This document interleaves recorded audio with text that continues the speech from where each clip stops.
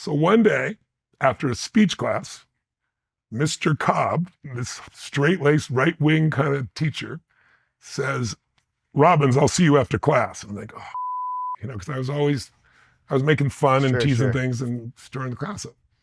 So I see him after class and he said, you know why I'm here to talk to you? And I said, yeah, I think I understand why. I'm sorry. And he goes, what are you sorry about? And I said, well, I know. He goes, no, I want to talk to you because I've never seen a student in my 30 years who can stand in front of all these other kids and mesmerize and hold their attention for 30 or 45 minutes and influence them. He said, you have a gift. And I'm looking at him like he's crazy. He goes, you don't understand, you have a gift. He says, there's something about how much you care and something about your intensity, something about your style. And he goes, Mr. Robbins, I've done some homework on you because I'm fascinated by you. And I know more about your home life than you think I do. Because I was in really bad shape. My fourth father had left, my mom kicked him out. I'm going through a rough time. And he said, I have a speech here that I'd like you to read. And if it appeals to you, he said, I think this is your life. And he said, I want you to memorize it and I want you to compete in persuasive oratory. And you're supposed to be a junior to do that. And I'm like, well, I'm not a junior. He goes, I don't care, I'll get you in. How long was the Just speech? Read it. 20 minutes, 25 minutes, yeah. Man. I read this story, the title was The Will to Win. And it was my life. It was like, I could cry just thinking about it. It was so intense. I mean, reading it and crying, just going, I'm only here still, all that I've been through because of my pure will that I will not give up. And I took that speech and I read it and owned it. And I got up and I won first place, 4 in a row. And then I've gotten debate. And then that led me in a different direction. And then I ran for student body president. I wasn't the most popular kid, but I went around and did actual speeches about what I do. And I go find out if it could really be done. And I shot people straight. And I beat the most popular girl in school and became the president. And that made me believe, this is the identity, long answer, that if you really are sincere and you're really real and you really give and you tell the truth, that it doesn't matter whether you're popular or not, you can write your own ticket. You can make this world the way you want it to be. That influenced me more than the name Robbins by far. Interesting. It's quite a journey though. It's having all your plans be messed up. It's like what can say if you want to make God laugh, tell him your plans, right? So there was a larger plan. I mean, so there's so much there I want to talk about, but two things that were interesting to me is you had your natural father. Yes. And then you had your adopted father. Yes. And you had these different influences, teachers that saw something in you throughout the journey. Yes. I guess what was the story, if you could look back now, since you have a different interpretation of the story now. Yeah. What is the story of the lesson your natural father taught you versus your adopted father, who you took on the Robbins name, taught you? I think what I've learned today is I judged my natural father and didn't want to be him. I wanted to be anything but him because I wanted my mother's love. I was closer to my mother because my father was, my mom was alcoholic too, but she was more there. He was more of a quiet by himself kind of guy. And I realized that as much as I love my mom, her interpretations I allowed to become mine. And I won't let that ever happen again in my life. Interesting. Because it affected it. And I've actually, it sounds corny, but I've actually had prayers and so forth to my natural father saying, I'm sorry, I love you, please forgive me for the judgment I had. At the same time, I'm proud that Jim Robbins, I think he and our natures were more aligned. Yes. And so he fanned the flames of my true nature and my grit and my capacity to push through anything, which has been a part of my entire life, was expanded by that. And then it got tested because he got kicked out by my mom. My mom chased me out with a knife. I knew she wasn't gonna kill me, but I wasn't going back in that house. Yeah. And I was working as a janitor in San Marino, California, where some of the fires were, Pasadena area.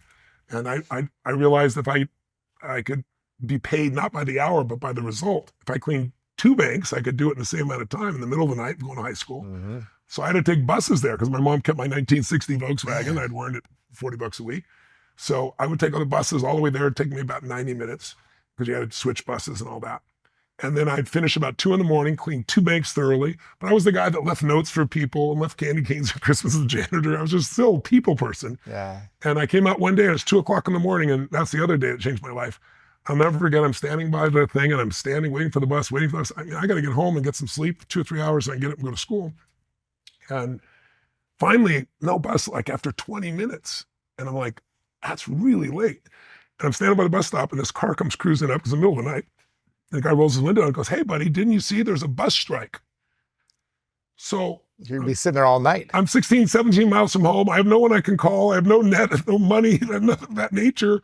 There's no Ubers, right? Yeah. You know, the money for an Uber anyway in those days. I'm like, what the hell am I going to do? And there was such anger in me about my mom kicking out and everything else. I started with anger and I'm like, F this.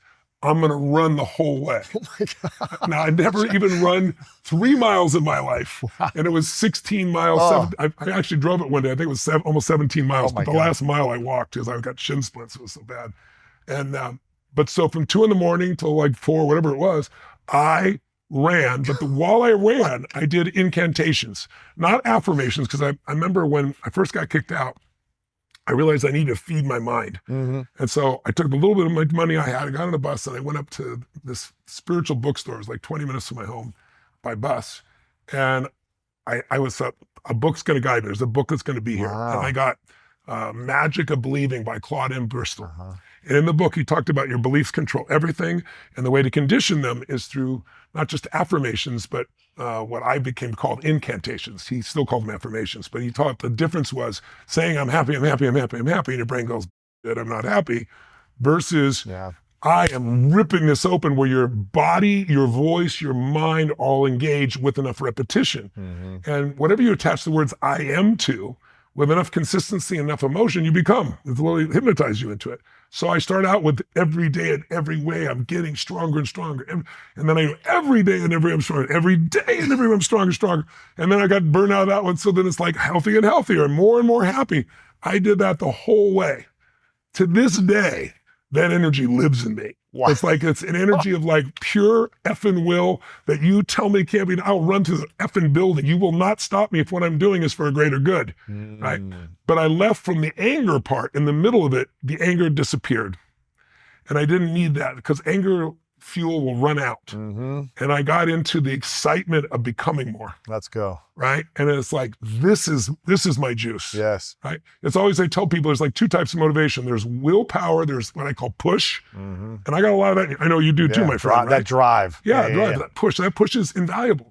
But there's a limit to willpower. No matter how much you and I both have. Burnout. Yeah. But pull motivation is very different. Yes. Pull is there's something so magnificent. You want to serve more than yourself. You want to create. You want to make it happen. That it pulls you through those times. And pull is way more powerful than push. And pull does not wear out. And so I discovered pull on that trip.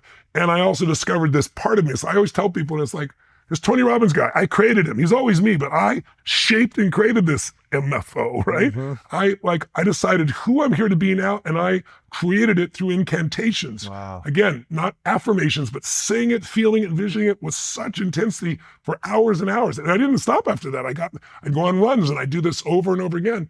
I did it with abundance because I grew up with no money, no opportunity. There's no money in my family. There's no money for food. That's why I fed 1 billion people. Now it's 62 billion. I don't know if you know. I'm in my 100 billion meal thing. I'm done 62 billion meals.